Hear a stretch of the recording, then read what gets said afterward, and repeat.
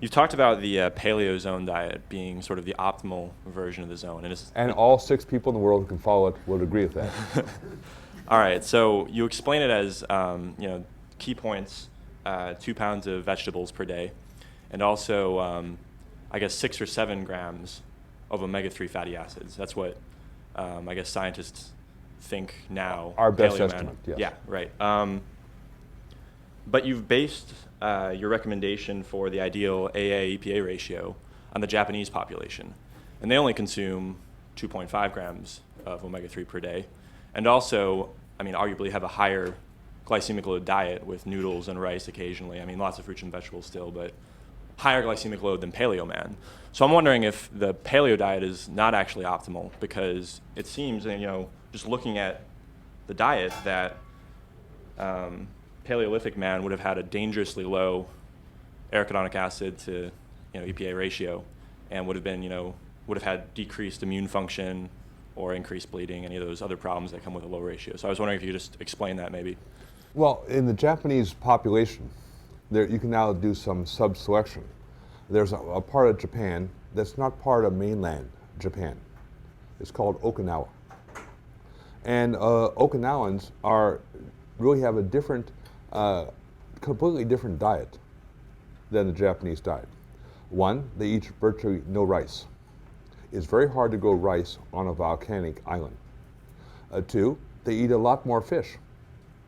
Their levels of intake of fish and omega-3 fatty acids is nearly double that of the Japanese. They eat about 2 kilograms, or about a kilogram or 2 pounds of vegetables per day. They are dramatically healthier than the Japanese population, both in total lifespan and basically health span in terms of their disability index. So if there is a population that is as close to those Paleolithic recommendations, and they also eat more pork, far more pork than the Japanese do, it will be basically the Okinawan population. And when you study the older Okinawans, they're remarkably healthy, remarkably spry, and they have legitimate birth records to support their longevity. But now in Japan today, the one area that the fastest growing levels of obesity is Okinawa. Why? The biggest Air Force base in Japan is in Okinawa. And of the fast food restaurants which are sprouted around there, say, it's a lot more fun eating a McDonald's hamburger than making 2 pounds of vegetables. And so what you're seeing now is a very, maybe just the Okinawans are genetically different. But within one generation, the old ways have shifted completely. And now you're basically seeing a rapid rise of obesity in that population, a rapid rise in diabetes. In Japan, when we look at the ratio of arachidonic acid to EPA, in older elderly Japanese, it's about 1.5. When we look at younger Japanese, it's about 8. Why? They say, we don't like the old ways. It's not just eating fish, they eat a lot of sea vegetables, things like sea slugs. Not very appetizing. Lots of seaweed. So the old ways are changing. And the old ways are basically, and what you're seeing now is a rapid rise of so-called Western diseases in Japan with that rise of inflammation. Obviously, I can't go back in time. I don't have the time machine that allows me to take blood samples 10,000 years ago. But with that amount of, remember, the Neopaleolithic man, one of their primary sources of protein was meat. When you eat meat muscle, it's rich in arachidonic acid.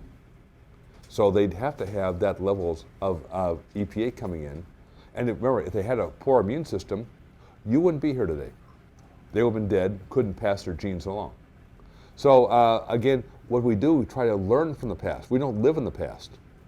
You learn from the past. And then apply what those lessons from the past to the present.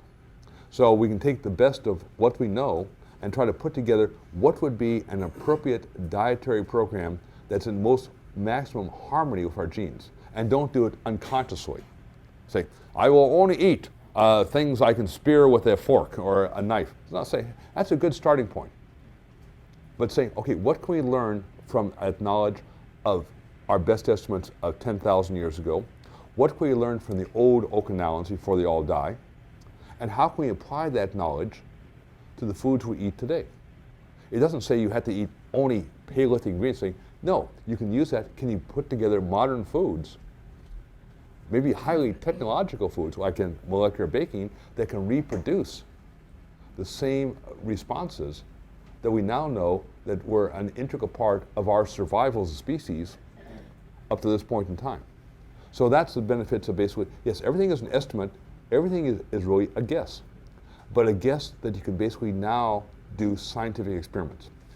In the very few, and there are few, I mean there's two, that have been published, yes, if you follow a diet that's richer in Paleolithic ingredients, all things being considered, you'll have more satiation, better effects on blood sugar and blood lipids. And a Paleolithic diet turns out to be, our best estimates now, 40% carbohydrates, 30% protein, 30% fat.